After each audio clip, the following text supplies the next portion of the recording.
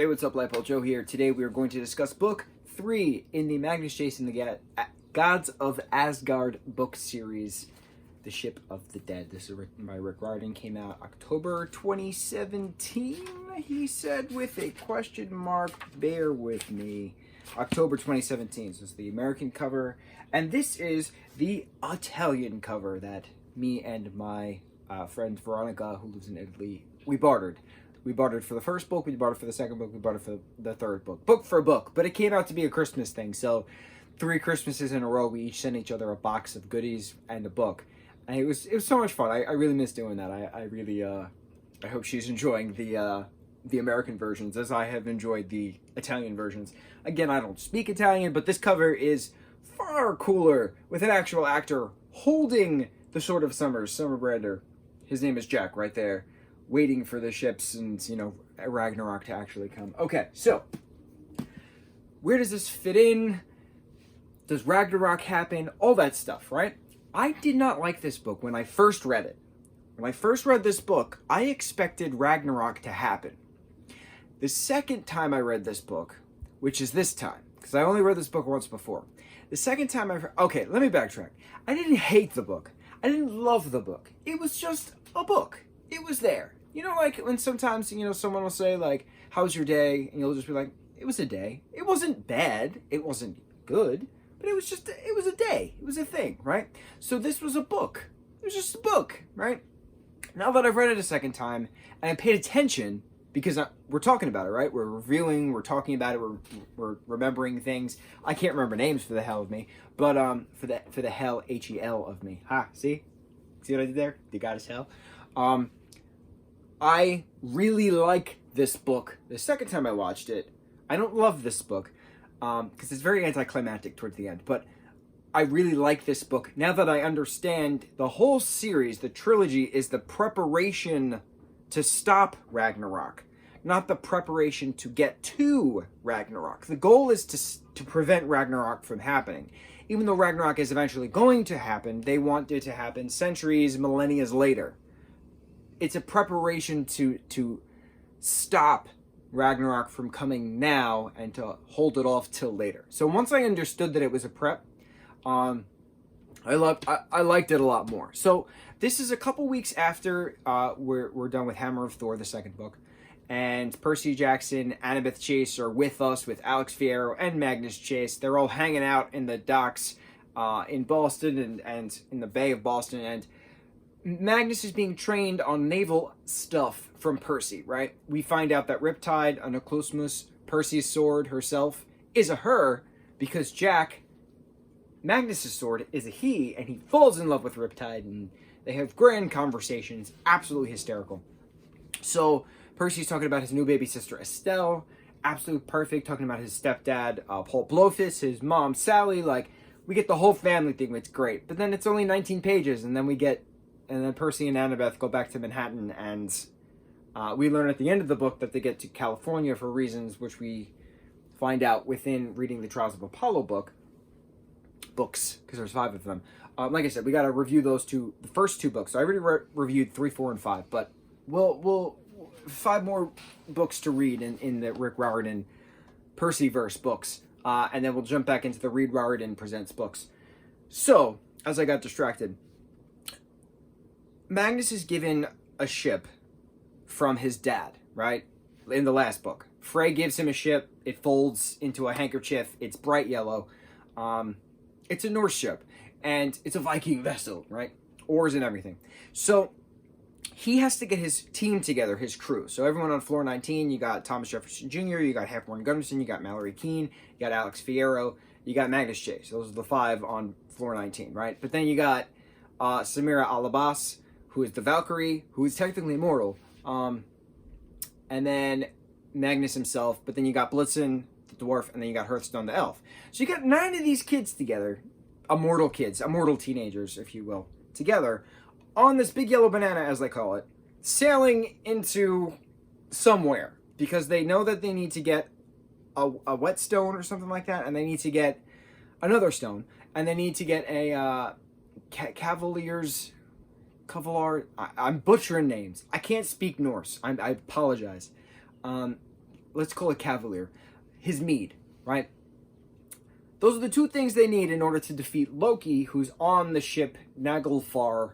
And Naglfar is destined to sail into Nidalir, and that's where Ragnarok is about to happen, right? So the quest of the 9 heroes is to get the stone, to get the mead, so that way you could defeat Loki in a flitting prior to Naglfar sailing off to Nidalir.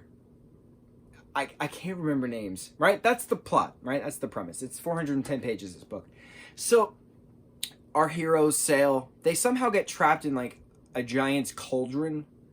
And the giant happens to be married to Ron, the sea goddess, who they fought in like the first book, and like she hates them. So like they have to fight the giant, they have to fight the 9 daughters. But they get information on the whetstone and they get information on the mead. So they have to then go back to Alfheim to have Hearthstone face his father yet again. But this time his father's now a bloodthirsty dragon who has that ring on his finger, who's not supposed to have the ring on his finger, hoarding his treasure. But the treasure also involves all his father's stone collection. Whetstone happens to be one of them. So after they fight the father, kill the dragon, get the stone, Magnus inadvertently like tastes the blood on the heart of the dragon that Hearthstone was supposed to eat in order to gain back the Othala rune, which is his inheritance, so that way he can retain his father's memories, his wisdom. Even though he was an asshole, like he still wants the memories of his brother, the memories of his mother, those kind of memories he was trying for. But the fate that it would be dictated that Magnus was going to get a teeny bitty taste, and then all of a sudden animals started to talk to him, and he can talk back to them, which was important moving forward. So then our heroes off doing their own things. We learned that Mallory's mom is actually Frigg, which was pretty cool. We get Mallory's backstory of her death. We get Halfborn Gunnarson's backstory of his death. We get, and he's from Flom, Norway. We get T.J. Thomas Jefferson Jr.'s backstory of his death in the Civil War, like all these things. We get all the backstories. It's great. So as we continue on, where are we next?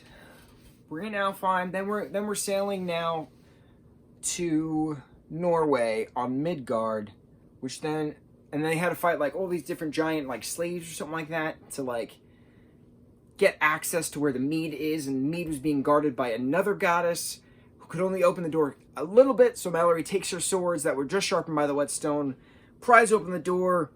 They funnel out a little bit of what's left in the mead into a canteen, and Magnus is supposed to drink this mead, which is basically beer, but it's made of honey. That's what mead is. But this one happens to be made out of God's blood as well as honey. Cavalier, right? Cavalsphere, whatever. So the key is that Magnus drinks this mead, gains the ability to flit against Loki. What is a flitting, right? Flit. It's basically a rap battle, but it's not a rap battle. It's a diss battle. Whoever is last standing and not emotionally scarred wins. Basically, that's what a flitting is, okay?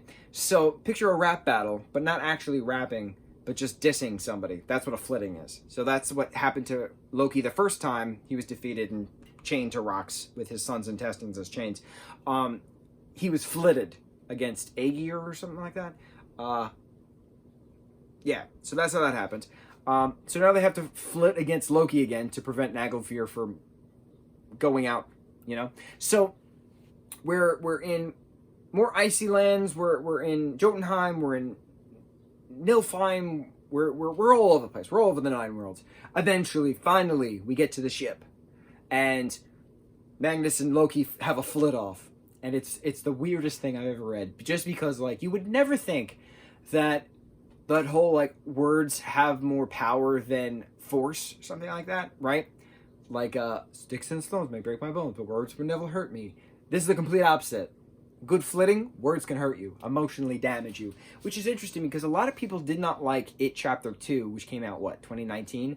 Because Pennywise was being, like, all these horrible negative words were being thrown at him by all the kids who are now adults, and he just shrank to nothingness because he's nothing.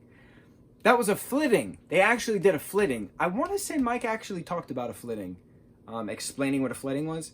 because they did a flitting to Pennywise, and I have so much more respect for that movie now because I now understand it. But like, you would never think that words could hurt someone in such a way that just defeats their ego. And in this case, Loki was flitted so much that he actually shrank down so small that they could take a walnut that Frigg gave them and trap him in there for the gods to decide. So once they were done with that, they talked to the gods on wherever the field is that Ragnarok is supposed to happen. The gods figured out what they were going to do with Loki. You know, Odin gave everyone Turkish bath towels. It was a thing. And then he was like, all right, well, Magnus, like, you did the most, like, what kind of boon do you want? Like, what kind of reward do you want, right? Or what demands of a reward? Boon. You know, boon. A good boonful, right? So Magnus and Alex have had a fling this entire thing, right? Alex with his/her, because they use his/her pronouns depending on, you know, what gender they're representing at the moment. And, you know, the amber and brown eyes are just all over the place and beautiful and gorgeous, and Magnus has declared during the flitting that Alex is like the love of his life, something like that Alex is then making fun of him. But then they have a nice, beautiful chocolate kiss in Valhalla at the end. It's gorgeous. So then weeks go by, and like July 4th happens, and Randolph's mansion is now called Chase Space. Annabeth signed off on it, and like all these different things, that it was going to be open now for homeless youth. And Alex and Magnus were going to help run it when they're not in Valhalla, and Sam and Amir were going to help various times, even though they're doing their engaged thing, and Blitzen and Hearth actually live there, and Blitz's best shop is like right down the hall, things like that, right? Down the street. So the homeless youth could actually work at Blitzen's Beth, get some life experience, whatever they want. And, you know, Alex and Magnus are, you know, holding hands on the deck chairs, watching the fireworks go off, things like that. Cute little things. It's adorable. So this happens within a couple months, I think. Like, we know the timeline because it's a couple weeks after the last book. And Sam is fasting during Ramadan, which is like April, May, depending on the year. But then, like, time goes by, and then, like, Chase Space opens July 4th. That was specifically referenced. Then a little bit of time goes by. So, like, figure, like, mid-July, end of July is when the book ends. So, if we started January 13th, let's say we ended July 13th, right? Devil's advocate. So, what is that? That's 6 months. So the entirety of the 3 books was 6 months of a timeline, which is pretty cool. So like Magnus is forever 16. His sword Jack is always going to be by his side. But we learn a lot. And it's cool that Loki's actually quoted at the very end of the book. That little line that he mentions. Bear with me. The big picture cannot be changed, but in the meantime, as Loki once said, we can choose to alter the details. That's how we take control of our destiny. Sometimes, even Loki can be right. I think that's really cool. I know I mentioned that in, like, the first book or something like that, but, like, that's pretty cool. Like, the big picture can't be changed, but sometimes we can alter the details. That's how we, you know, rebel against destiny. I think that was the original line. And it's neat thinking about that. Like, how many different paths can one take to get to the end, right? As we learned from Loki, the TV series on Disney+. Is it all predicted? Can you change the timeline? Are you a variant? All those things, right? I absolutely love it. I love all of it. Obviously, the Loki TV series and the Marvel Cinematic Universe of characters have nothing to do with real Norse mythology. It's very loosely based on it, but I give it a lot of credit because it does bring into that aspect. Asgard's obviously a massive place within the MCU, but yeah, man, Magnus Chase and the Gods of Asgard, the Ship of the Dead, 2017 book that it is. Pretty awesome. I really like this book. I don't love this book. I really like this book. I don't love this book because, again, part of me wanted Ragnarok. We didn't get Ragnarok, but I understand now that it's the preparation to stop Ragnarok from happening, to prevent Ragnarok from happening sooner rather than later. That's the point. To prepare, to prevent, to make sure the world doesn't end, the whole galaxy, the whole the cosmos ends. I hope somehow we get some Alex and Magnus in future books. I know that we're done with the Percyverse I get it, but like Rick keeps teasing like standalone books. So like, what if Nico gets a book? And what if Nico and Will happen to go on a double date when they visit Boston for some reason with Magnus and Alex? I would freak the freak out if we had that. That would be so epic and awesome, and I could die happy. I want that to happen now. Yes, I need Will and Nico to go to Boston and go on a doubles arcade date, something, with Alex and Magnus. That would be absolutely epic. I would absolutely, the fandom would freak the freak out. Let me just tell you that. Freak the freak out. So I wear my Hotel Valhalla shirt with pride. On to Trials of Apollo Book 1. I don't even remember the name of the title. Book 1, Trials of Apollo. Let's go see what this one's about. I don't remember, to be honest. Mucho mahalo.